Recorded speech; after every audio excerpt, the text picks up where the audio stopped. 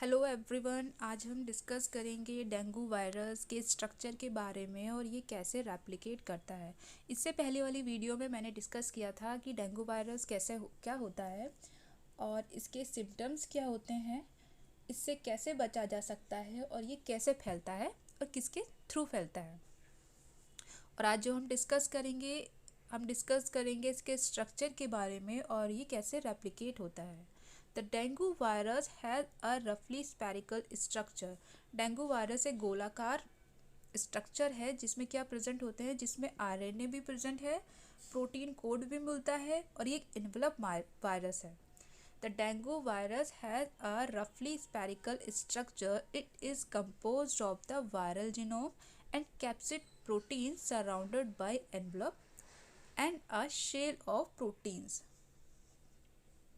The virus has an RNA genome surrounded by a capsid. ये है dengue virus का structure जिसमें हमें आरएनए भी मिलता है, जीनोम, इसमें वायरल जीनोम भी है, कैप्सिड भी प्रेजेंट है। ये एक एनवलप वायरस है, उसमें प्रोटीन कोड भी है।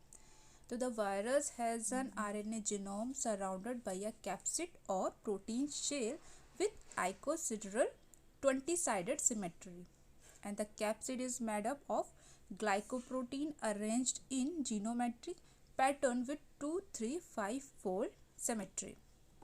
ठीक है, तो इसमें क्या क्या मिलता है हमें, जो डेंगू वायरस का जो स्ट्रक्चर होता है इसमें क्या क्या है, इसमें आरएनए है जो कि सिंगल स्टैंडर्ड आरएनए होता है। और इसमें जो कैप्सिड है, कैप्सिड कैसा है, इसकी शेप, इसकी आइकोसिड्रल शेप है। और इसमें मैट्रिक्स है, मैट्रिक्स भरा होता है और ये एक इन्वेलप वायरस है।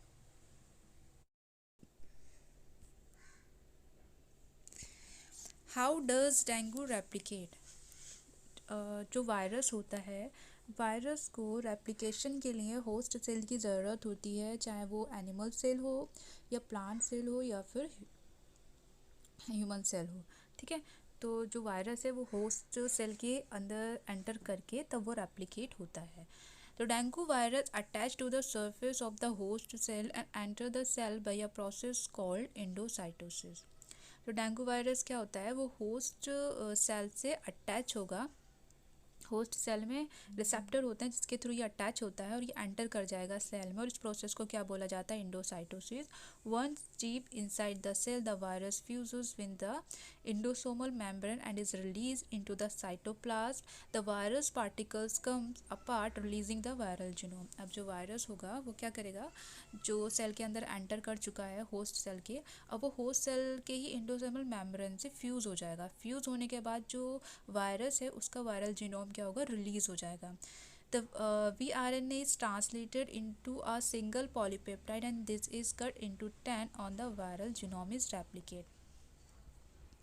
तो जो वायरस है वो उसका क्या हुआ, उसके वायरल जीनोम जो है, जो जीनोमिक मटेरियल है वो रिलीज़ हो गया, लेकिन जो वायरल जीनोम जो रिलीज़ हुआ है वो अभी इमेच्योर है। Virus assembly occur on the endoplasmic reticulum when the structural protein newly synthesized RNA but out from the ER।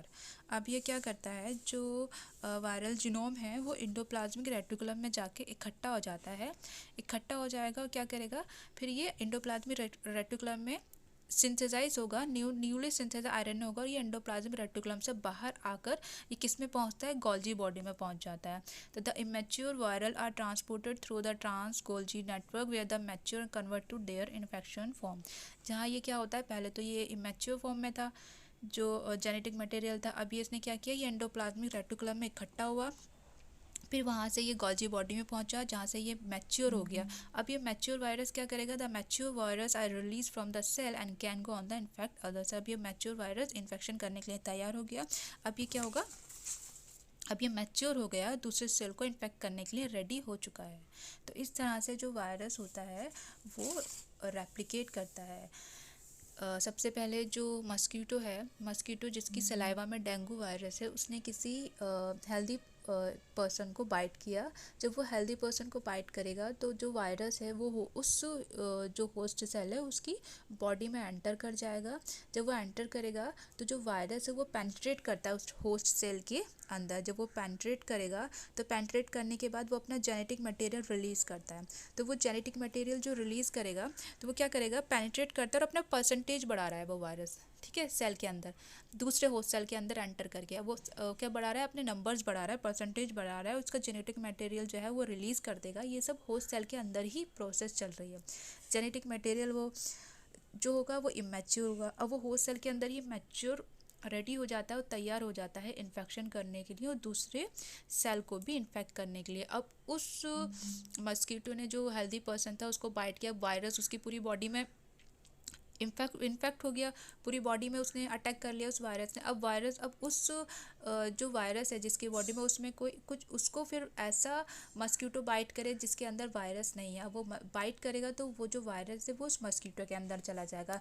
फिर वो मस्कीटो दूसरे पर्सन को बाइट करेगा तो उस मस्कीटो से वो दूसरे पर्सन में, दूसरे हेल्दी पर्सन में चला जाएगा वायरस। इस तरह से वायरस एक पर्सन से दूसरे पर्सन में क्या हो रहा है, ट्रांसमिट हो रहा है। तो इस तरह से ये प्रोसेस चलती है, ठीक है। तो इस तरह से वायरस होस्ट सेल के अंदर रेप्लिकेट होता है, उस तरह से ये प्रोसेस चलती रहती है। तो ये था कि वायरस होस्ट सेल के अंदर कैसे रेप्लिकेट होता है, ठीक है। तो आई होप आपको मेरी वीडियो अच्छी लगी हो। अगर किसी भी तरह का कन्फ्यूज़न है या फिर कुछ पूछना है तो आप मुझे कमेंट करके पूछ सकते हैं। मिलते हैं नेक्स्ट वीडियो में, तब तक के लिए थैंक यू।